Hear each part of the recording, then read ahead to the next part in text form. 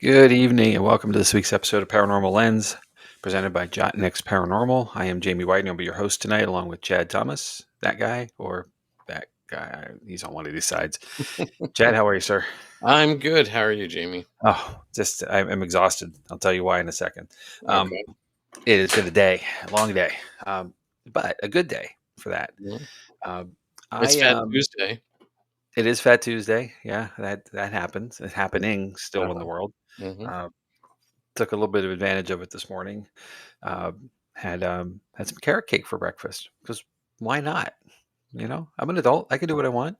Yeah, yeah, You know, and I also woke up in Western Ohio this morning too. So yeah. the Those. sprint home to get here on time was Mhm. a good thing. We had a college visit yesterday for the oldest. In northern Columbus region, not Ohio State.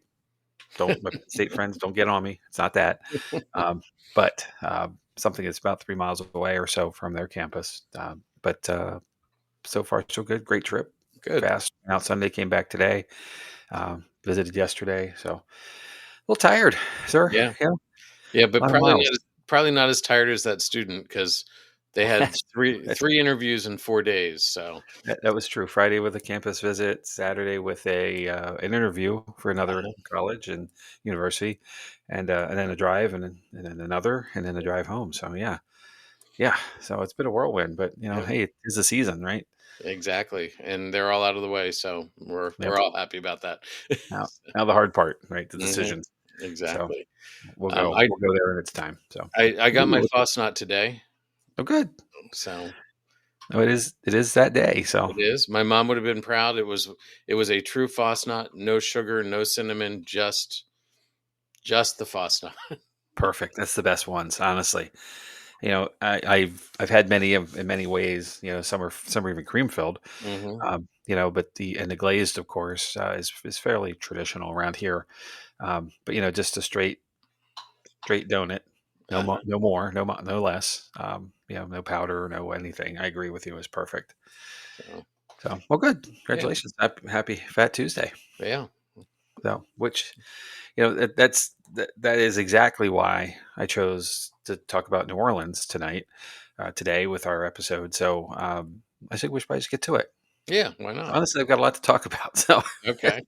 it kept getting bigger and bigger as I researched more and more. So, but I want to, before we get too far there, I want to talk about what Fat Tuesday is about. So, um, first of all, today is Mardi Gras as well. Mm, So, Mardi Gras is a Christian holiday and a popular cultural phenomenon that dates back thousands of years to the pagan spring and fertility rites. Also known as Carnival or Carnival, it is celebrated in many countries around the world, mainly those with large Roman Catholic populations on the day before the religious season of Lent begins. So, come midnight, my time, if you were practicing, you would be giving up something, or many things for that matter, all the mhm. way through the Lent season until we come to Easter. So, um, that's the point of getting all of the stuff out, that Right, it would be temptation the rest of the right. way through Lent. Okay. So, Brazil, Venice, and New Orleans play host to some of the holiday's most famous public festivities, drawing thousands of tourists and revelers every year. Mardi is the French word for Tuesday, and Gras means fat. So in French, the days before Ash Wednesdays become known as Mardi Gras or Fat Tuesday. Okay. Right? Yep. Traditionally, in the days leading up to Lent, merrymakers would binge on all the rich, fatty foods, meat, eggs, bread, lard, and cheese that remained in their homes in anticipation of several weeks of eating only fish and different kinds of fasting. So, um, lard is not what it used to be, I guess. I don't know about your household back in the day, but I was raised by my grandparents, and my Uh-huh. grandmother had a coffee can under the sink where every time we had bacon or anything else with grease, that whatever was left in the pan would go into that can, hmm solidify, and had a lid on it. Luckily, I guess, and it'd sit there until it was needed for something else, and there it goes back in the pan again. So I'm pretty sure that's not healthy or safe, but I'm I still here, so Yeah. I guess. It was a big thing. Like that was like you could buy actually you can still buy them bacon Okay. like things to put bacon grease in to put in the refrigerator. So it's not that you keep them unrefrigerated under the sink like that. But yeah, there's a ceramic container that you put the bacon grease in and it solidifies in the refrigerator. And I mean, Jamie, like how are you supposed to make some things without bacon grease? Like, Well, lard, hey, welcome to Southern cooking. First of all, lard is in everything. mhm, Um, I have a Southern grandmother, so it made sense. But today it's just with more, I guess, health consciousness. mhm, It just seems like a thing yep. that's kind of past, but apparently not. So okay, cool. So I know what you're getting for Christmas now. Um, so a quick fun fact too: in 1703, Mobile, Alabama, held the first Mardi Gras festivities here in North America. Um, okay, and has grown and expanded obviously ever since. So, but a purpose to say that is that Mobile, Alabama is very much like New Orleans, a Gulf state city, and right, some of this is culture that has come through from the French who traveled over and came through the Gulf states, as well as the Caribbean islanders coming up from there as well, and kind of mingling into North America from those areas. So okay. pretty cool. Jamie, right before we go on, Bert says lard makes everything better. So Bert's And that's everything with all caps as well. uh, I agree with that, Bert. I really do. I know. However, like I just, as I'm aging, I guess I have some kind of health consciousness about me that just says, "Oh, I shouldn't," but oh well, yeah. I will. Well, You know. and Todd and Camilla are with us tonight too, so we want to say So, hi to both of good them evening, guys. and Welcome, everybody else out there watching. So. of course. All right. So enough about Mardi Gras and Fat Tuesday. So let's talk about New Orleans, or NOLA, as it's also known, or if you're a local, Nolans, Hmm. because So the history first. We always got to do the backstory. To understand why New Orleans is haunted, it's important to understand the history of the land. The area that became New Orleans formed around 2200 BC from the product of deposits from the Mississippi River. So a lot of silt and other left behind stuff. Discoveries by archaeologists surveying the area near Bayou St. John have found pottery shards, animal bones, and fragments of clay tobacco pipes from the woodland and Mississippian tribes from around 300 to 400 AD, showing this delta has been the home of Native Americans at least 1,300 years before Jean Baptiste Lemoyne, Sieur de Bienville, that's a long title, wow, Hmm. claimed the land for France in 1718.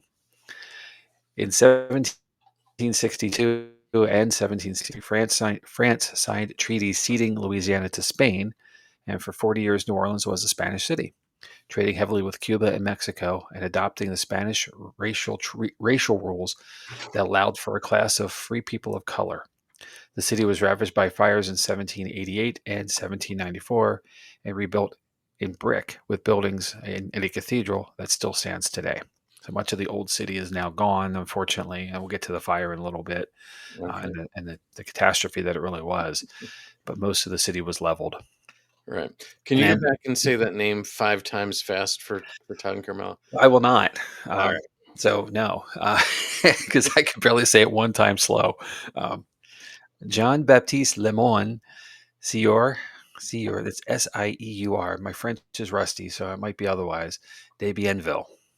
So, but Jean Baptiste Lemoyne is his name. He is the Sieur de Bienville, as his title. Okay, So basically, he's the governor of the area, of the territory. got it. So something we all should know, right? Because we all had history classes once upon a time. But in 1803, Louisiana reverted to the French, who then sold it to the United States 20 days later in something called the Louisiana Purchase. Maybe Yep. heard of that before. Yeah. Okay, all right. The final battle of the War of 1812 was fought in defense of New Orleans. Then Colonel Andrew Jackson led a coalition of pirates, formerly enslaved African Americans, and Tennessee volunteers to defeat a British force outside the city. What I love about that is pirates, Ted. Hmm. Pirates, yes. Pirates. Not Pirates of the Caribbean per se, but still pirates. During the first half of the 19th century, New Orleans became the United States' wealthiest and third largest city. Its port shipped the produce of much of the nation's interior to the Caribbean, South America, and Europe. Thousands of enslaved people were sold in its markets, but its free black community thrived. Until 1830, the majority of its residents still spoke French.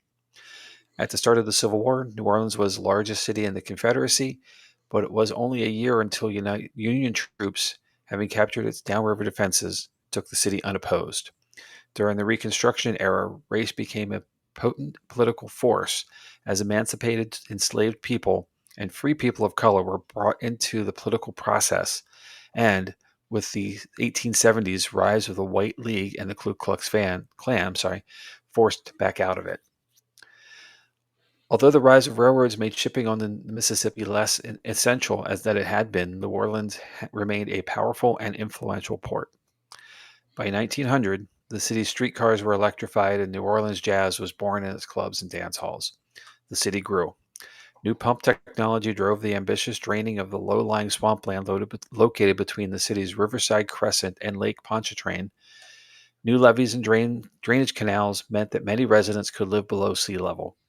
Hurricanes in 1909, 1915, 1947, and 1965 damaged the city, but never catastrophically.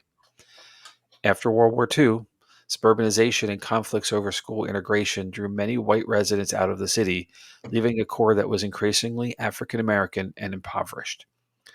Despite these social changes, the city grew as a tourist attraction, with hundreds of thousands of annual visitors drawn to its Mardi Gras festivities and to the culture that had inspired playwright Tennessee Williams, trumpeter Louis Armstrong, and chef Jean Galatare.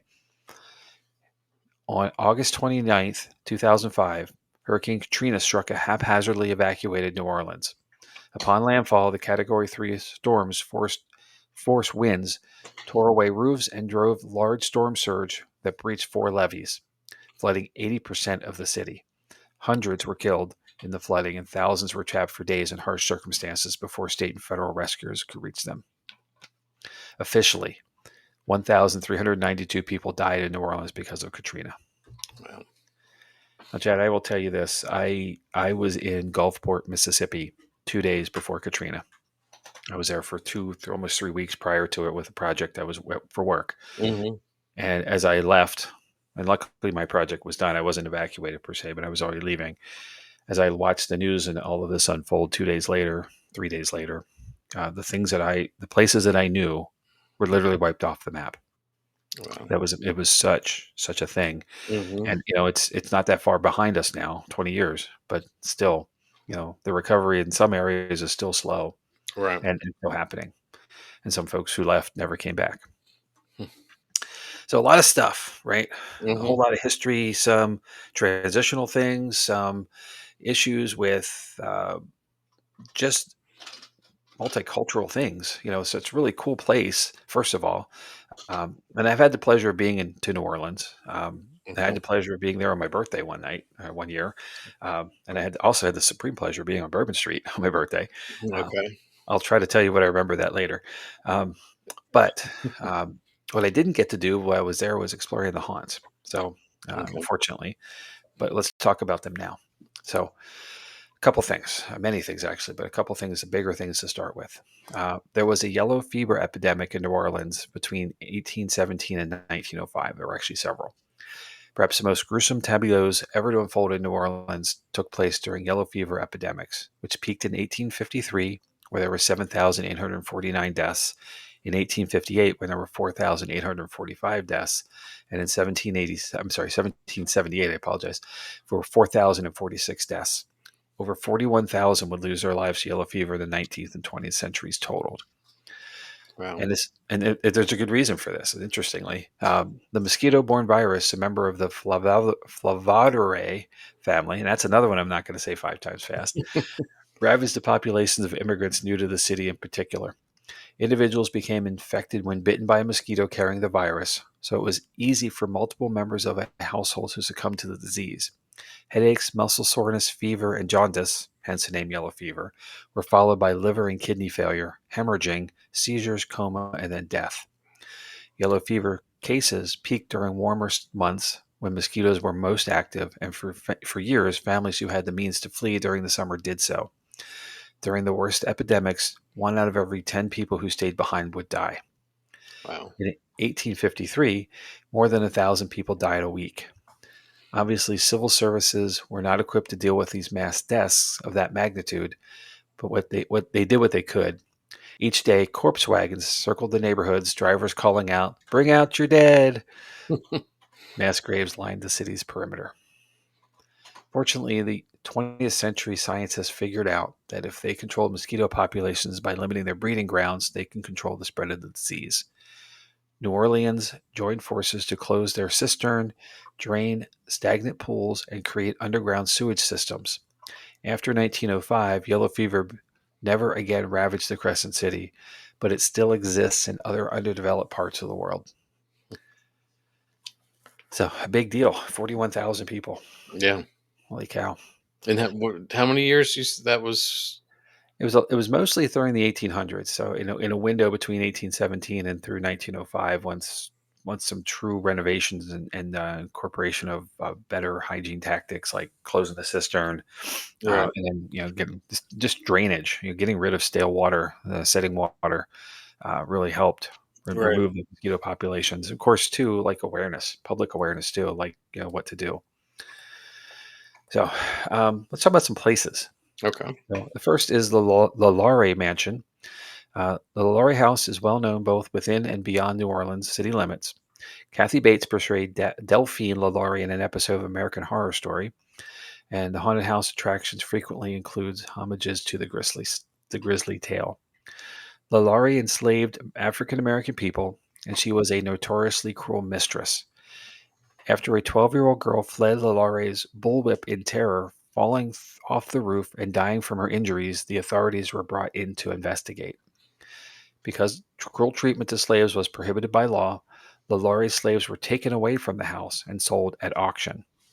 Unfortunately, one of Laurie's friends bought them and gave them back to her. Mm-hmm. Amazing. Whether whether Laurie's famous temper led her to act out in vengeance toward the slaves or whether she was simply insane, no one knows, but the worst was yet to come. Visitors to the Laurie house became fewer and fewer as rumors of her cruelty spread and damaged her reputation. In 1834, a cook intentionally set fire on the house, hoping that it would bring civic intervention at best, or the relief of death at worst. Behind a locked door on the third floor, firemen discovered a scene described in the New Orleans Bee on April 11th of 1834. This is direct from the news. 7 slaves, more or less horribly mutilated, were seen suspended by the neck, with their limbs apparently stretched and torn from one extremity to the other. These slaves had been confined by the woman LaLaurie for several months in the situation from which they had thus providentially been rescued. They had been merely kept in existence to prolong their suffering. End quote. Hmm. Subsequent retellings of the story include even more perverse and graphic forms of torture, but the B account is the most reliable version. The Laurie managed to escape, and an angry mob destroyed her home's interior, smashing furniture and ripping out doors and railings before order was restored.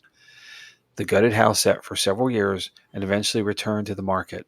It was purchased by actor Nicolas Cage in 2007 and sold again in 2008. Word on the street is he never dared spend the night there. Okay. So the next is called A Midnight Shrine. Yeah, I have a quick question. Was and maybe you'll hit this. Was one of the Haunted Mansion movies about that house or not? It's not that house per Okay. se, but it's an incorporation of a few things. Because I feel like that story was part Yeah. of. Yeah, the Walt Disneyland house is a New Orleans Right. mansion plantation.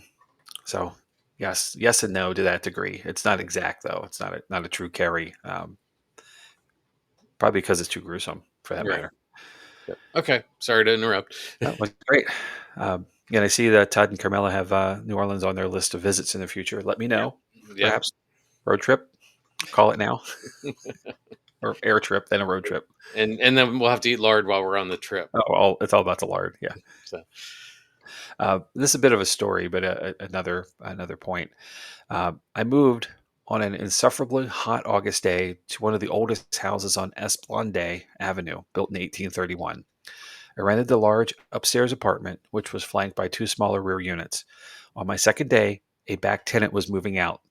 "We can't handle the ghosts," she said. "It's horrible." I never caught her name as she took off with the last box. I chalked it up to strange neighbors, that is, until things began happening in my own place. In the middle of the night, a golf ball rolled down the hallway. Well, we don't golf, so this was unusual. The chandelier bulbs began dramatically sparking, going dead. One particular battery operated cat toy ended up activated, rolling around the living room, despite being stored in a closed box in a guest room closet. That sound familiar? Something we might have? Mm-hmm. hmm Halloween 2019 arrived, and my friend RJ flew in from New York. We decorated black lacquer skulls, purple fairy lights, plastic ghouls, and faux spider webs. From our hangovers the following morning, we marked we marked the first big party a success. Threw all the decorations in an unorganized pile on the table and sourced last minute Andy DeFranco tickets. Because why not, right? Right. We returned just after midnight. I collided with RJ's back as he stopped dead. Every Halloween decoration was placed carefully and deliberately on the table. A shrine made of Party City kitsch was encased in plugged in fairy lights. Four big skulls faced us, grinning. The effect was awful.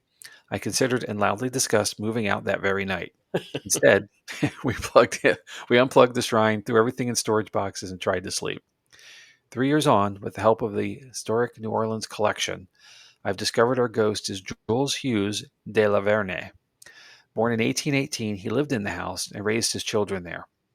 In a strange twist of fate, or perhaps not, I became friends with his descendants who reside in the Garden District.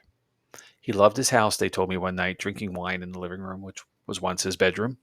Now I regularly leave a shot of his preferred rum on the mantle, and he dutifully continues to toss golf balls down our hallway at 3 a.m. It's from Jenny Adams, a Gun and Garden contributor. Okay. Another story. This one is A Grandmother Returns. I remember the story vividly. I was in the seventh grade, and the house was on Cardonellet Street. It was built in the 1870s, and my mother's mother and family lived there before us. I had a friend over to spend the night, and it was probably around 10 p.m. We were up giggling, doing what girls do, when we heard heels coming down the hallway. It was at a Center Hall cottage. The space was backlit. I could see a woman. It was my grandmother Nellie. We waited, pretending we were asleep, because that's what kids do when they're up goofing off, Mm-hmm. right? Uh-huh. Uh huh. The footsteps stopped, and my grandmother disappeared. Alarmed and confused, I yelled out, "Mom, is Nellie here?"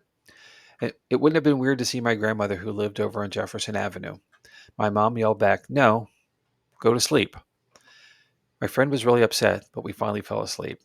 I learned the next morning that my mom was about 17. My grandmother Nellie brought her mother Carnella and McDevitt home to this Cardinalette Street house because her health was failing. She was born in 1870 and died about 1948. She lived her last year in that bedroom we were sleeping in. Cornelia looked like my grandmother, but with hair that was pulled back in a bun.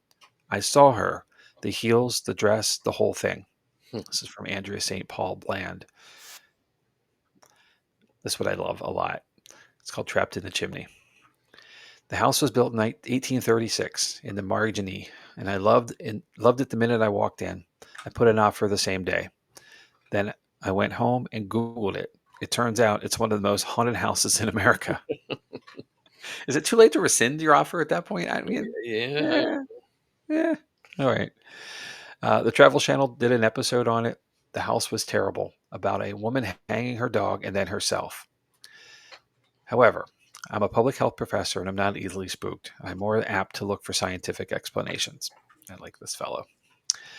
I moved in and was told that someone who lived there before me was a spiritualist. Apparently, he did some ceremony to try and trap the ghost in the chimney. I opened the flue, and that's when things started happening. Why would you open the flue? I mean, my cleaner felt a hand on her cheek. This one window wouldn't stay closed. I put a curtain rod there to keep it shut. The next day, I found the curtain rod bent lying in the yard. People who worked in the house say they saw someone in the hallway. And the worst thing is, I sometimes hear a dog whining and scratching. I hear it coming from the chimney. I have friends who won't even come to the house. This is by Lorelei Cropley. Huh. This one also is very good. Yeah, right, dude. Why? I'm Why is joking. a dog stuck in the chimney? Because that's the beginning of the story. It's Right. the why people are crazy. All right, the next one is called A Servant's Staircase. In the fall of 2015, my parents began renting the studio apartment at the Pontabella building. It was a fourth floor walk up attic unit. It was amazing. You could open the windows and hear live jazz. You felt like you were in the midst of everything going on in Jackson Square. When the Pontabella was first built, every unit had two staircases, a formal staircase and one for servants. At some point, they all cut the units in half. Our unit used to be, our unit would have, excuse me, let me start that over. Our unit used what would have been the servant staircase for access. I remember it was 77 steps up with no air conditioning. You don't forget a thing like that, No. especially in New Orleans. The stairs got narrow and narrow as you went up until it was barely one person wide. Sometimes you'd be walking up and it was suddenly freezing, not cooling you down, more like shivers going up your spine freezing. We investigated and found out there was a young woman who was hired as a night nurse. The baby was fussy, and in the middle of the night, she would walk the stairs with it. As the legend goes, she got tired and tripped and fell. She saved the child's life with her own. Residents believe she now walks up and down the servant staircase forever. This is from Taylor Barron. So good residual haunting there, huh? Absolutely. All right, next one is called Odd Feelings. We own an 1850s townhouse right off Magazine Street. The house is often chosen as a set for films, and producers sometimes stay while they work. Back in the 1800s, the Odd Fellows were the super powerful secret men's society similar to the Freemasons or the Illuminati. This house was once their satellite lodge where they performed rituals. As a friend and I were restoring it, there was a section of flooring that didn't match. We popped the floor open and there was a really old velvet lined coffin shaped thing. I thought at first that maybe someone kept guns in it, but then I realized it was part of these weird Odd Fellows rituals. This house was a spiritual place of worship for a long time. I mention that because there is a thing that happens here. People hear their names called out at night. When it happened to me recently, I was asleep on the sofa. I very clearly heard my name, Banks. It sounded like my wife's voice, and it sounded perturbed. I opened my eyes and I didn't see her. I called out for her in the darkness, but got no response. So I got up, walked into the bedroom, and there she was, sound asleep. It's happened to so many people now, including my parents. People think they've dreamed it, but when there are just too many of us that we've heard our names called, the only way to find out is to check. So this was written by Banks McClintock. He's an architect. Okay. So there's places like this, like stories of these residences, and there are so many of them. That I'm gonna kind of go through a lot of stuff here, but more of them, not necessarily detailed stories, but just locations and activities. Okay. So the first is Muriel's Jackson Square. After losing the house at a poker game, Pierre Antoine Leparde Jordan committed suicide upstairs in 1814. His ghost doesn't appear human, but has a glimmer of sparkly light. There's even a seance room where guests can visit that honors Jordan's spirit. The Le Petit Theatre. Here you might bump into an actress from the 1930s named Caroline who accidentally tumbled over the railing to her death in the courtyard below, dressed in a white wedding gown for the play that night. You might also run into the captain who watches plays from his balcony seat, hoping for a glimpse of an actress he was sweet on. Next is Père Antoine's Alley. Père Antoine was a beloved priest who worked tirelessly for the poor. Visitors to the alley that runs alongside St. Louis Cardinal Cathedral say that you can see Père Antoine's ghost in the early morning hours, clad in a capuchin, black, and sandals. He's also seen inside the cathedral walking the aisles. The Old French Opera House. This site is said to be haunted by Marguerite, the ghost of an aging Storyville madam. Spurned by her young lover, she committed suicide more than 100 years ago after leaving a note that read, "I will return and kill those who have hurt me." Okay. Next, the Mahogany Jazz Hall. Many of the staff who work here have had run ins with its resident ghosts. They have felt phantom hand touches, heard disembodied whispers, and witnessed unexplainable shadows walking throughout the club. Faulkner House Books, another location. William Faulkner wrote his first novel while staying in this house in the 1920s. People swear they've seen his ghost sitting at the writing desk and say you can smell his pipe still. Okay. The Ursuline Convent. In the 1700s, the Catholic diocese sent young girls from the French convents to New Orleans to find husbands. They carried their belongings in coffin shaped chests and became known as the casket girls. Some say the caskets really held vampires from the old country. That's how you repopulate, right? You send them over to a Why new. not? The St. Louis Cathedral. St. Louis Cathedral is believed to be haunted by Pere Dagobert, pastor of the St. Louis Cathedral in the mid 1700s. After worship, people have seen Dagobert's spirit walking with his head lowered throughout the aisles. The old Absinthe House. This 200-year-old bar is haunted by famous customers who used to imbibe here. You might pull up a stool next to General Andrew Jackson, Voodoo Queen Marie Laveau, or the pirate John Lafitte himself. Doors open and close on their own, while bottles, glasses, and chairs have been seen moving throughout the bar. The Bourbon New Orleans. The Bourbon Orleans was home to the famous quadroon balls. Today, a lonely ghost can be seen dancing beneath a crystal chandelier. The hotel is also home to a ghost nun who slapped a man working on a stairwell for swearing. Antone's Restaurant. It's said that Antone Alciatar was the founder of a famous family-owned restaurant, returns to check up on his ancestors. Other spirits in the 19th century clothing appear from mirrors in the washrooms. So you're never alone. No. The Herman Grima House. Built in 1831 for prosperous Creoles, this house is said to be alive with pleasant, friendly southern ghosts who scatter scented rose and lavender around the rooms and light the fireplaces to make it cozy. My kind of people right there. Mm-hmm. All right. The Napoleon House. This now eatery and bar has had a few different roles since it was built around 1800, which has led to a variety of different specters haunting the sites. Because it served as a hospital during the Civil War, the ghost of a Confederate soldier can be spotted walking the second floor balcony. Other common ghostly phenomena are from the 20th century: the figure of a little old lady sweeping the balcony, and the mysterious reappearance of glasses on the bar once everything has been cleaned and put away for the night. The Marie Laveau House. Voodoo Queen Marie Laveau lived on the site between 1839 and 1895. Her spirit is said to conduct wild voodoo ceremonies there still today. The Hotel Mont de Leon. A stay in a Hotel Mont de Leon comes with a dose of haunted history. Legend has it the 14th floor, which is actually the 13th because they skipped it numerically, of Hotel Mont de Leon, is home to paranormal activity. Guests have reported hearing the footsteps of Maurice Berger, a young ghost child who haunts the hotel. Apparently, he is seen throughout the building. The Louisiana Supreme Court building. You may recognize this terracotta and marble structure from the runaway jury. For those who live in New Orleans, they recognize the Louisiana Supreme Court building as one of the most haunted locations in the city. From a ghostly lawyer who roams the halls to employees who hear the eerie shoe tapping, even when no one is there, the Louisiana Supreme Court building's ghost stories are tied into the disappointment, violence, and neglect that has inhabited the structure since its founding. The New Orleans Pharmacy Museum. One of the ghosts of the Pharmacy Museum is said to be Dr. Dupas. According to legend, Dupas imposed shocking experiments on pregnant slaves, and other people have stated that he performed voodoo rites within the property itself as well.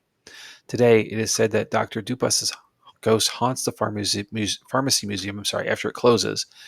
His ghost is seen wearing a brown suit and oftentimes a matching brown top hat too. His ghost appears to be of a man in his mid-60s. He is said to be short and stocky with a mustache. His spirit is said to be responsible for throwing books, moving items that are on the display in the museum, and triggering the alarm system, even in the dead of night. The Andrew Jackson Hotel. The ghosts, plural, at the Andrew Jackson Hotel are some of the more interactive specters encountered in the city. Back during the building's tenure as a boys' boarding school, 5 students died in a fire, but they have been spent their afterlives playing and causing a bit of childlike mischief, and their laughter and footsteps are often heard throughout the hotel and courtyard. The spirits of the boys, along with one believed to be a former housekeeper, will move personal items and furniture around guest rooms. The boys, hiding items as a joke, and the housekeeper fluffing pillows and straightening towels. Hmm. The Sultan's Palace. The Garnier Le Petre house, also known as the Sultan's Palace, was leased by the brother of a Turkish sultan in the late 1790s. One stormy night, assassins brutally murdered everyone they found in the house. Ghostly forms have been seen there for many years since. Le Pavillon Hotel. In the mood for a PB&J? Stop by on the La Pavillon Hotel, and you won't even have to book a room. But PB&Js are not the only thing that La Pavillon Hotel is famous for. This Belle of New Orleans is one of the city's most haunted hotels. One story related to Ghost City, which is a very much a active organization that does paranormal investigations throughout the city, occurred one night when a couple, their names are Kim and Cy, decided to stay at the hotel. Cy worked offshore, so whenever he came back in, he and Kim would pick a different hotel to stay at. Their night at the La Pavillon turned out to be an interesting one, to say the least. It's important to mention that Cy is about 6'5", Cajun, and he once competed in MMA. So he's not the kind that scares easily. Right. So they say. Kim and Cy just retired to bed when Cy started to feel something touching the bottom of his feet. He looked up and around, but didn't see anything. Slowly, he then started to feel the sheets tugging off of him.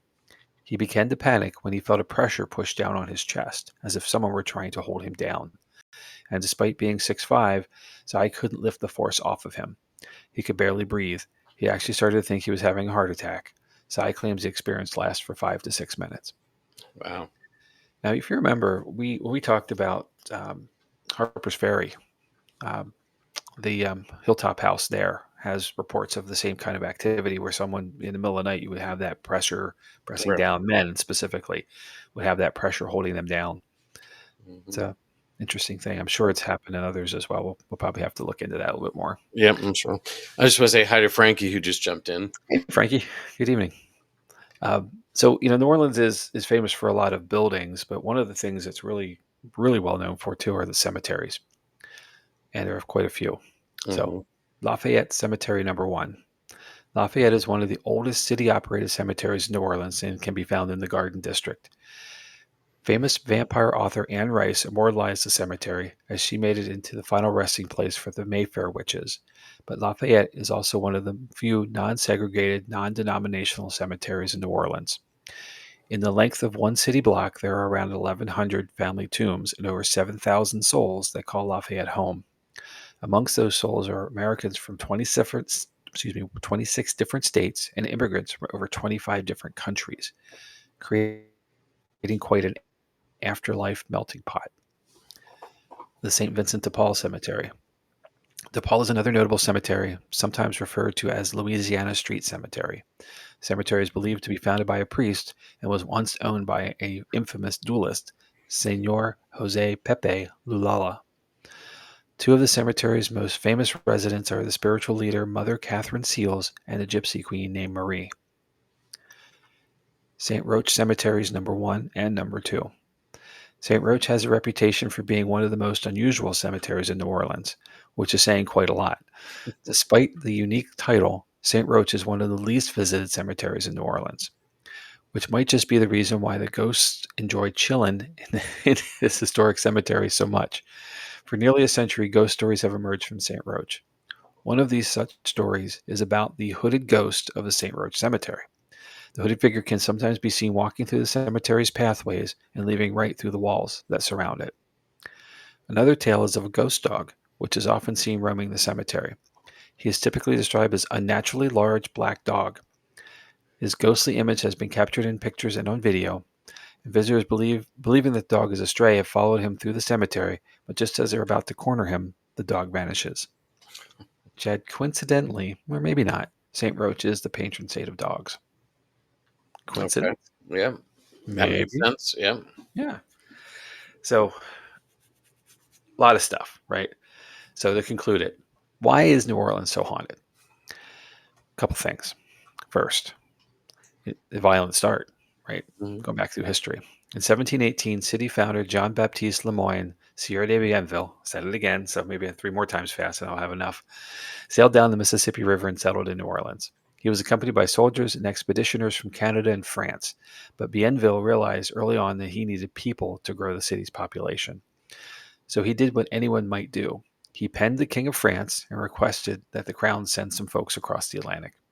The king acquiesced, but he did so on his own terms. In 1721, he opened all of the prison doors of Paris and put them on a ship heading to New Orleans. Uh-huh. The convicts were the lowest of society: thieves, pickpockets, rapists, and murderers. Then Bienville needed appropriate brides for all his colonists, and the first group of prospective women recruited hailed from Paris's House of Correction. Yeah, they were prostitutes, all of them. Mm-hmm. The early colony of New Orleans struggled under the weight of debauchery and crime, where bursts of violence were not uncommon. Those same convicts repeatedly began to fill the original jail called Old Paris Prison. But even after they were publicly executed for their crimes, their souls never left the prison. Other prisoners heard disembodied screams from all areas of the jail that no one was in. The sounds of iron clanking woke them every night. Guards began reporting that they saw shadows of ghostly figures roaming the cells and corridors, and some grew so frightened by the dead convicts, which they feared more than the living ones, that they up and quit. When the Paris prison closed, it still had 350 prisoners locked inside. It's fair to say that the ghosts of those early colonists, especially those who ended up in prison before facing their execution, have opted never to leave the city and found themselves in centuries ago. Second reason, the American Plague.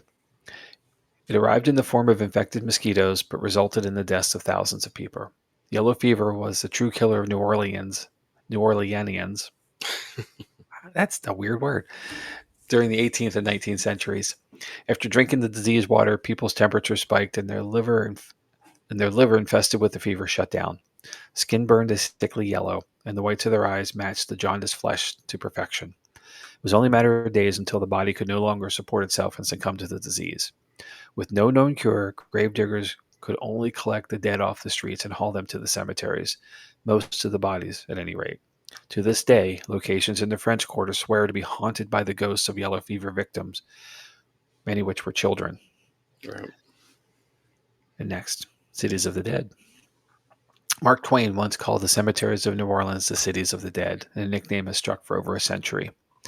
Due to a Spanish and Roman Catholic influence, the colonists of New Orleans did not bury bodies 6 feet under. The high water table was unforgivable, for one, and very thought of coffins bobbling up from underground with remains popping out was horrifying. And actually, this happened in 2011 when a man dug up his courtyard in the French Quarter to put in a pool, only to unearth 15 coffins dating from the 18th century. Wow. Yeah. Secondly, custom mandated that burials be elevated and as above ground tombs or mausoleums. If strolling through the dead is not enough, the fact that generations upon generations can fit into one single crypt should be enough to send chills running up your spine. Yellow fever epidemics posed a deadly problem. However, if not for the span of one summer, thousands of victims could be seen waiting to be interred within the city's tomb space.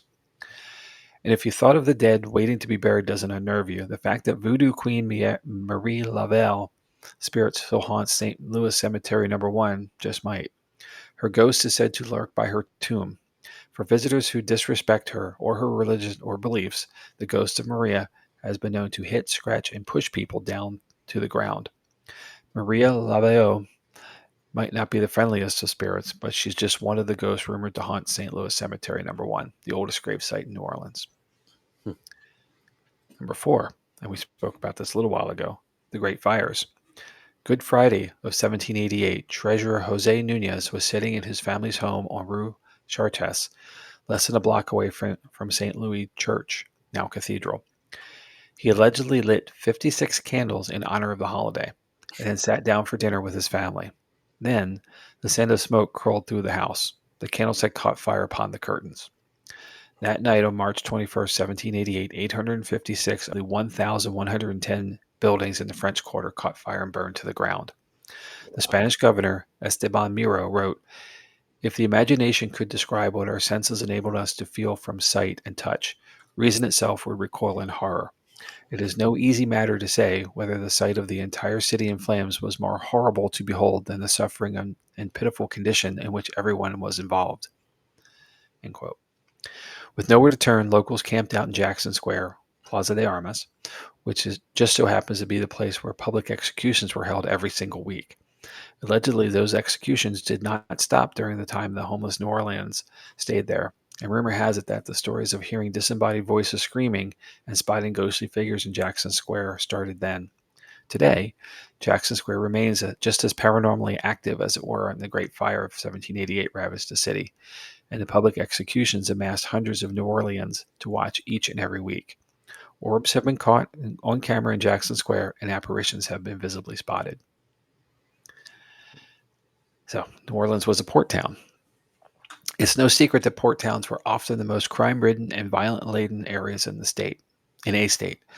Portland, Oregon, for example, is known for its Old Town and the Shanghai tunnels, where unsuspecting folks were kidnapped out of saloons, dragged through the underground tunnels to the waterfront, and then sold to sea captains. Chad, this may have to be a topic for a future episode. No. Oh, yeah. New Orleans is no different. Back in the 1800s, the closest street to the waterfront was Gallatin Street, and it was known as the most dangerous street in the world. Legend has it that if you could make it past Gallatin Street, you could make it anywhere. Ramshackle buildings hung loose on their foundations. Gangs such as the Live Oak were so slick that their victims never knew their throats had been slashed until they were already dead on the ground. Prostitutes, some missing limbs or teeth, lured sailors off the street. Some of the most ruthless were women themselves. Bridget Fury, Jane Bricktop Johnson.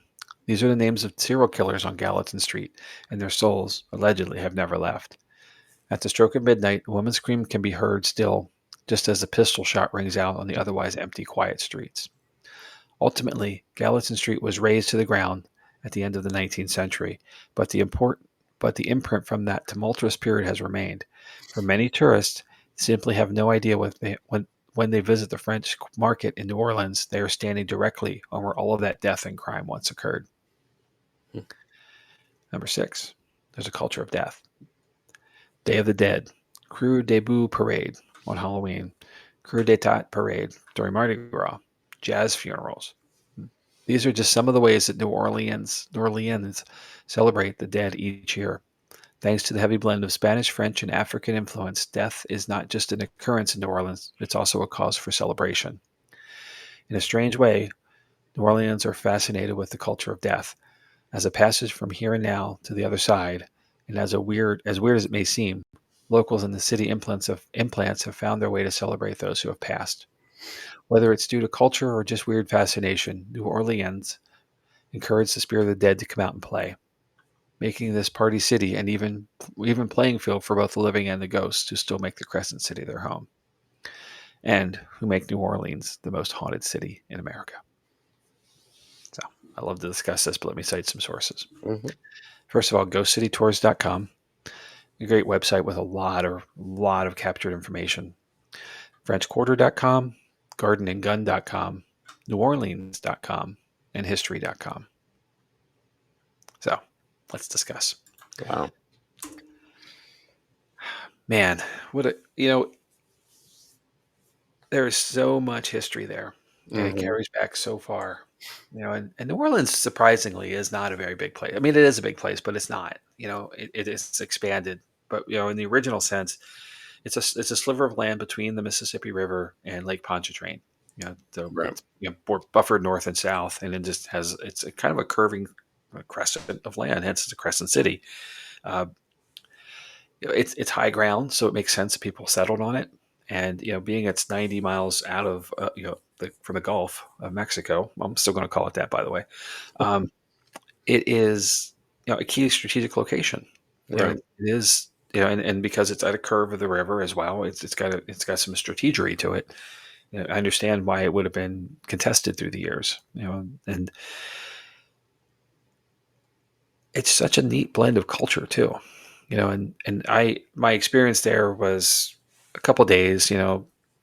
In the city itself, and mostly around the area. I stayed in Metairie, which is a suburb, but I've also been to Baton Rouge. I've been up to Shreveport, a few other smaller towns throughout the state. I've been around quite a good bit, and the whole Gulf culture is it's really Right. neat, and the French connection that it's there, the Creole connection that's there, the Caribbean connection that's there. And one thing we really didn't talk about in any of that stuff was voodoo, um, Right. because we already did an episode on voodoo, Chad. You It say was that's a back in whole season one, episode. episode 7. So I encourage those who are interested in voodoo to catch up to that. Um, we covered it a while back now. So, the blend of religion, the blend of various cultures, the I'll call it the riffraff, if you will, of the Uh-huh. prisons being released, for settlers. It's just such a fascinating thing. It all blended together and created this kind of dynamic place. So fascinating. And of course, with all of that energy comes the paranormal. Right. So, have you ever been to New Orleans? I have not as of yet. Okay, not yet, right? I love the way you said that. Um, so I just want to highlight some comments that came in while you were talking. Bert said that his great great grandfather was an Oddfellows member in Cleveland. Ah, okay. Got that connection there. And Todd Carmela's comment here sounds like there's a never ending list of these stories. Definitely need to make it to New Orleans sooner rather than later. So it sounds like, there's a whole bunch of us who need to get down there, Jamie. So I Absolutely. think Yeah. road trip is definitely in the works here. But yeah, I agree. Frankie also said another place I've never been, NOLA on the bucket list. So, Yeah. but yeah, I feel like it's one of those towns that there's just story after story after story after story, and you could probably go on for days with things that have happened there and not Absolutely. cover all of them. So, And true. And that's a lot of things. There's a lot of things going on that aren't reported. And that's the interesting thing. Because there are people who don't believe what's happening. right, What's happening is paranormal or not. And we try to debunk stuff first, right? I right, think it's fair that we all should before we claim something to be paranormal or be a ghost or whatnot. hmm So some folks probably have kind of just dismissed things, especially when it's been more or less playful. hmm Nothing malicious anyway. Things just get moved, things turn on and off. well, Old house, it's this, it's that. like Okay. one of your first stories with the they went out partying and they came back and they had a shrine set up with the Halloween decorate. Like, Jamie, what would you do if you walked in and that had happened? Like, Oh, I'd hope I went in first, uh, because if it was not me, I think we would have been moving out that night.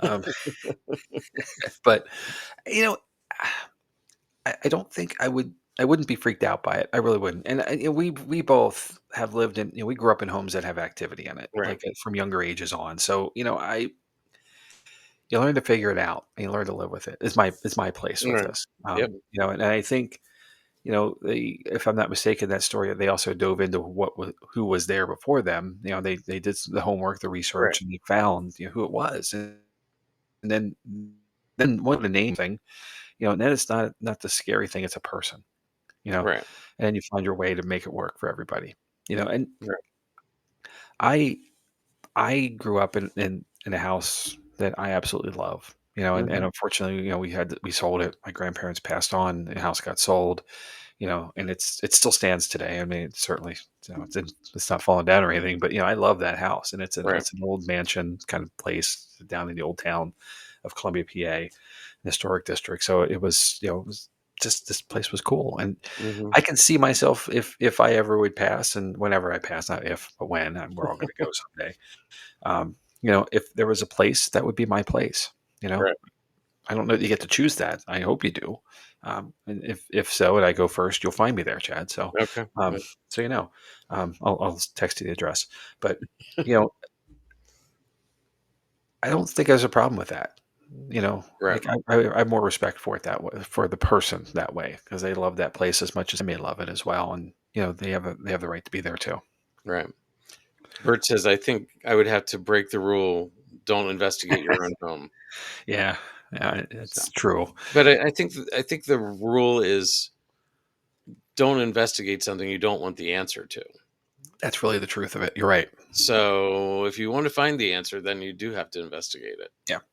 Or So well, obviously we all know people, right? So we know each other. So someone else to do it for you, and you step out for the evening, kind of thing. right, I don't think that's unusual. I mean, that was like gazillion episodes of Ghost Hunters back in the day. All the right, residents ones they did. they're helping a homeowner figure out what's going on in their house. Right. And we do private investigations for folks when they request it. So, Right. if somebody has an issue that's happening, they don't know what's going on, they want to figure it out, they think it's paranormal.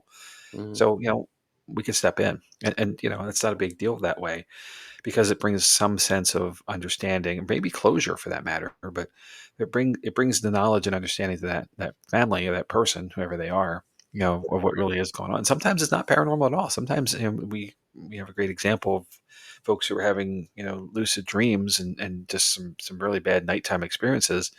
Um, their headboard was right next to their electrical panel, which was kicking off a heck of a lot of EMF. Right. So, the But reality was they were just getting smacked with EMF all night while they were trying to rest, and it was right. it was, affecting them.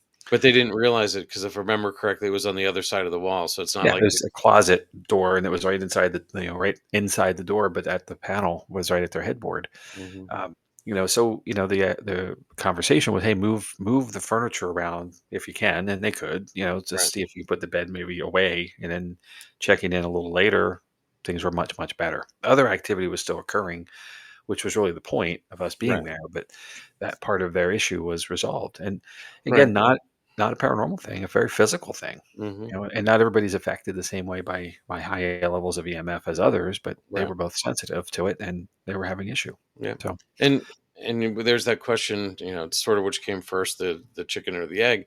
Sometimes having that EMF leakage coming from that panel is enough to draw or give something energy sure, that's there. You absolutely. never know. So, I don't argue that. And that's um, as far as the draw that it has, that's constant.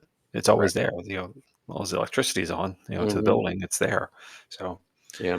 We ran into that in a place we investigated in New York, the Wildwood Sanatorium. There okay. was a hallway that a lot of people said, "Oh, we see things here all the time. We see here, Well, it turns out there was a high EMF reading right down the middle of that hallway where people cite things. So it's like, oh well, there's a good chance that it's a feeding energy. So I mean, it's basically doing what we do when we put out Tesla generators.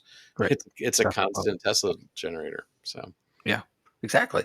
And that's kind of like a beacon at that point too. So, mhm. and I don't know, it's kind of like free Wi-Fi, right? Right, Pirating your neighbor's right, connection. Uh, you kind of you use it until it gets taken away from you. yeah. So Bert's still saying we need to get the bus Yeah, we do. We need a for bus. the You're right. trip. So It'd be a short bus for us, but still. so Well, I think New Orleans is one of those places that, and I give a lot of credit to the Ghost City Tours folks. They have done a lot of mhm, work, and documented a lot of it. right, And their website is fantastic for those who are interested in New Orleans or heading down there, and are interested on the paranormal. Check them out first, and you can do tours with them. They go out and they right, do investigations. Um, they have walking tours, of course, too, through the hot spots, and kind of like what we do at the brewery, where there's a ghost tour, and then there's a paranormal investigation as another angle. right, If you just want to walk through it and see it all, kind of thing, you can right. certainly do that too. You know, New And Orleans is so very unique, mhm, and such a really interesting place. It helps that it's in the Gulf states, so it's the climate's great all year long. Although I guess everybody had cold weather this year so far, but generally speaking, right now, we're talking at we right, are the first week of March, and it's in the 70s down there today. right. Gorgeous day. We go out and revel in the streets. We forget for Mardi Gras, but any Yeah, time of year, it's really a beautiful place. Hot, Jamie, hot in the summer, but hot is relative. I was gonna say I may at my age disagree with you about the climate's great all year round because I'm to the point that humidity just is not my friend. Like so, Fair enough.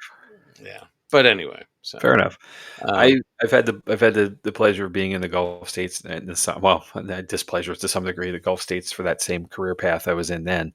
I was always in the Gulf states in the summer months, and I was always in like the northern tier of the U.S. in the winter months. And I yeah, often thought, why are we not flipping the script and just reversing this? right, Oh, exactly. gosh, it was. I mean, I remember being in like Port Huron, Michigan, in the middle of February, and it snowed every day, like inches of snow every day. Mhm. the first thing you had to do, we had storage pods. The first thing you had to do was go shovel everything out for like half an hour, and then you could Uh-huh. you'll get do your work, and then it would snow in the afternoon and bury you again. It was like Yep. never ending. Then you're in the Gulf states in the middle of summer, and everything you stick to everything because it's crazy sticky, humid. Right. Um, but I'll take the warmth every day versus being cold. So True. that's the difference, I guess. But So, yeah, but climate, food. I can tell you one thing for sure, Chad. If you have the opportunity to have all you can eat crawfish, do think twice. Think twice. I know how many plates are too many. Um, it. uh, it's two. Two is too many. The third one is too many, I should say, but two is enough. Well, and you have the other Cajun thing like alligator and Mhm. you know, do you remember when the Cajun restaurant was it Columbia Oh Prudhomme yeah, Prudhomme's. Cajun Yeah, Kitchen? Prudhomme's Cajun Kitchen, of course. Wow, I used to love some of the Cajun food that they had. So, Absolutely. And that's the thing. There is such a blending pot of cultures which brings so much in for as far as food and hmm, resources. That way you don't have to have the same thing twice. right, And which is really cool. Because it's part of the uniqueness of New Orleans itself and the Gulf states in general. I think that's a lot of it. The things you'll find there you won't find in anywhere else in the country, at least not as well made as it is there. true, Yeah, and again, I have a Southern grandmother, so some of that stuff gets pulled into Southern culture as well, but right. not enough of it to really appreciate as much as you will if you're there. So jambalaya, all those good things, Yeah, right? it's the best gumbo I've ever had.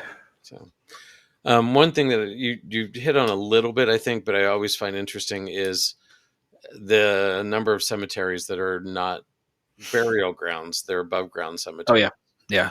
And Well, that again, that's because it's a necessity because you're below the floodplain. yes, So it's all mausoleums and even buildings that just have yeah. crypts in them. Mausoleums and crypts And essentially is the true. There is no interments. You're right. right, Barrel in ground interments. And that's not a bad thing, in the sense of it, because it is still a way. We're talking about food, and Frankie just commented, "Now I'm hungry," and me too, uh-huh, by the way. So, yeah, although I did pick up this delicious bag of Zapp's Voodoo chips today, which I'm going to have some tonight when I'm done here. So I want to crunch in your ear, um, but it's one of those things where it adds to the creepiness, because everybody is above ground, right, and it's not to say it's a thing, but if something isn't properly maintained, you can have crypts open, hmm, seals go bad, things like that. right. Obviously, people can be grave robbers a lot easier than it would to dig someone out of the ground, and as a true traditional interment. That's it. So it wouldn't be unusual back in the day, at least, to see that a crypt was smashed, and a corpse was pulled out to take the things that they were buried with, as Right. a grave robber or a thief. Yeah. Much different today, of course. It doesn't happen nearly as much or at all. But there was a time in that era when there was a whole lot of criminality going on that Hmm. would happen often. Yeah, but I think it'd be better to have that um, than digging the swimming pool and finding Yeah, unmarked not coffins. cool. Not cool. This is, it makes me think of what's it, 811 as a call number where you call before you dig. Uh-huh. I don't think anybody would know, what's in True, the exactly. backyard. And what a great time for Jenny to jump in. We're Hey, talking Jenny. about coffins floating up to the surface. Yeah, So, it's but we're glad you could join us for a little bit, Jenny. So, yeah. I had an old house I lived at. I had a flat stone in the very back corner of the yard that was uh-huh. always there, and I was going to redo the garden area that it was in. It was like around like a wall, a fence, and I was told that I wasn't allowed to move that stone. And I'm like, it's just a stone. It's like a step over because there was a Right. breach in the gate at the end, or the fence at the end. So it was just a step to go across. Hmm. And it was truly believed that something was interred there. So I wasn't ever allowed to move that stone. Right. And it goes back to, like, what happens if you do. And the same thing, like if someone were to break into your crypt or your mausoleum, and steal your goods, from your corpse, wouldn't that be pause for someone to say, "Hey, I'm going to Right. come and Hmm. Yeah. So, haunt you"? I don't know. And the woman who said it, I'm going to come back and haunt those who wronged me. Hmm. So you never know. Yeah. So yeah, definitely very, very well done, Jamie. Very interesting. Um, there's like we said earlier, you could go on and on and on and find more stories and Well, even they get out of the city and you get into the bayous. Like there's still a whole lot more to explore in all of the Gulf states for that matter. right. Once you get into the outlying areas away from the cities, there's tales of cryptids. There's all kinds of stuff that we'll have to explore another time, um, just to get into it. And just stuff. I mean, it keeps going. Like we say this all the time. There's no ends to this. There's no Exactly. walls to the paranormal here, and these kind of experiences are just part of it. So more to come. Yeah, definitely. So Okay. Well, I have nothing more to add. Thanks for indulging me on this one. of course. Again, happy Fat Tuesday. Happy You Fat still have a Tuesday. couple hours to get out and get some Fosnuts and somebody today at work was like talking about them and not from around here originally was talking about the Fosschnotts that they were definitely given a hard time about that. So Oh my, so yeah. Well, it's a Dutchy thing. I get it. yeah. So but anyway, so let's talk about what's coming up for us. Um, do you want to say it, Jamie? Because I know you love this one. What's coming Well, next week? next week we're going to jump into Leap Castle. Yes, we are. So Oh, I never get told. I'm going to talk about Ireland's most haunted castle, supposedly, purportedly. So we've got that to look forward to. Then Jamie's going to cover Tommy Knockers. I'm going to do the Dybbuk's box. Um, then on April 1st, I mean, I can't believe we're already talking about April Fool's Day. We got Man. paranormal hoaxes. Yep. And then, Jamie, we are traveling. We are doing a road trip. We are. A little over a month now. Trans Allegheny Lunatic Asylum. I'll be covering the history the week before we go, or the Tuesday before we go, and then the 15th, also known as Tax Day. Oh, Uh, boo, we'll boo. we'll be covering what happened at the asylum. So I'm really looking forward to that trip. So Yeah, exactly. so we've got that to look forward to. Let's see. Then, oop, jump Too many quickly. buttons. Too many buttons. March 22nd is our next investigation at the brewery. So plenty of tickets available for that one, but they usually start going quickly a couple weeks before. So get them while you can. Yep, we're about 3 weeks out from that. So Um, yeah, it's time to plan. yep. April 26th would be our next investigation there. Then May 17th, we have a special Para-Unity event with Land and Legends Paranormal. I know I saw that she was on earlier, Stacy Lee Smith will be joining us with Gary Smith, and they're a great team. Can't wait to work with them at Boobies and see what they come up with. It's going to be a fun event. I'm glad we're starting to do this a couple times a year. Bring another team in and work with them. So we'll see what we can come up with. And then June 21st would be the one in June. So that's Yeah. our investigations. You can head to Boobies Brewery, boobiesbrewery.com, BUBES brewery.com, / entertainment. And you can find everything that they've got going on, plus our investigations. So plenty to do at the brewery.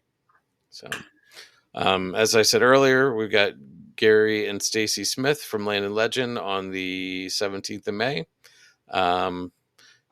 Stacy does a podcast as well, so check that out. I'm drawing a blank on the name. I'm sorry, Stacy, but definitely jump on Facebook, look for her podcast. It's a good show. Check it out. Yep. And if Stacey, if you're still with us, drop us a comment. We'll give you full credit for it and direct folks the right way. Yeah. Then, as we've been talking about the last couple of months, you can do private investigations at the brewery. It's a great way. You have the whole place to yourself. Once the restaurant closes, you get the hotel side. You get a lot of access, especially if you stay in the hotel upstairs. You can investigate those rooms. You get there's so much you can do. It's a great great experience. If you want to book that experience, reach out to Melissa Keller. The email we're using currently, this is going to change soon, but it's mkeller0606@gmail.com. Reach out and she can get you all the information on the investigation, staying at the hotel, or staying across the street at the Malt Baron Mansion, which is a Airbnb. So plenty of opportunities there. Yep. And Chad, Uh-huh. what happens when you with staying over? Mount Joy's always better when you sleep over. More Eh, fun when you sleep over. it's both. It's both. It's better and it's more fun. Yeah. That's for sure. So, and then our social media. You found us tonight on Facebook, the Jotniks Paranormal Facebook page, or the Jotniks Paranormal YouTube page. But check out our TikTok, Instagram. Paranormal Lens now has a Facebook page. Check that out. Just the easiest way to find that is go on Facebook and search Paranormal Lens, because there's a weird ID number now because they're changing how Facebook works. Imagine that. Yeah. Um, if you want to reach out to us at paranormallenspodcast@gmail.com, drop us a line, tell us how we're doing, give us show ideas, tell us what we need to work on, any of that. We don't mind. We love hearing information. We love hearing feedback. And if you weren't aware, everything that we've done for the past 2 years is available on Spotify. Again, the easiest way to do that is jump on Spotify and search Paranormal Lens. It'll come up. We're also on Apple Podcast, iHeart Podcasts, Audible, all the places. And you can also check out Linktree, Paranormal Lens, and that will consolidate all these links in one place. Yep. So, One-stop shopping. yeah. So, Jamie, any last minute thoughts? I don't. I'm gonna go find me some vignettes and some voodoo chips and Uh huh. get all this stuff out of my house before Fat Tuesday is over, and then we'll go from there. You're So gonna go dump the lard so you can get it out of the house and start fresh after Lent's over. there is no lard in my house. It says no. Just ew. No. So, all right, That did not carry forward from my grandmother. all So no, right, no. okay. Well, we want to thank everybody who stuck with us and everybody who's checking us out on all the podcasts in the future. So, thank you, Yeah. Jamie. We'll look forward to see everybody next week for Leap Castle. We're gonna jump right into that. There it is. All right. Good night, everybody. Take care. Good night.